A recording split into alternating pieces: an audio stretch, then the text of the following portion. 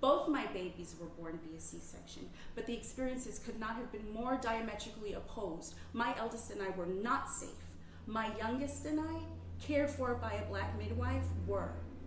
The birth of my oldest was my first experience of a kind of institutionalized racism and paternalism that can kill.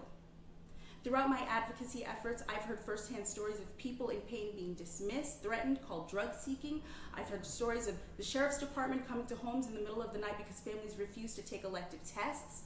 I've heard stories of child services being called moments after babies are born because the parents seem unfit. The similarities amongst Black families and the treatment and similar outcomes for Indigenous families and queer families and disabled families and incarcerated birthing people are stunning, and they all have similar root causes. We are being mishandled, ignored, sterilized, and completely disrespected.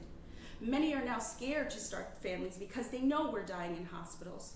There are groups on the ground providing the support that we need, but they need the resources to scale their efforts. We need more Black midwives, Black doulas, culturally competent birth workers, and they need to be supported in their work. They need to be covered by all health plans so that adequate care ceases to be a luxury. We need to demedicalize birth. We need redress with hospitals that fail us so completely. We need racial bias and trauma training, postpartum and lactation support. We need to be heard and believed. All pregnant and birthing people deserve to be treated with loving, patient-centered care. Thank you for this time.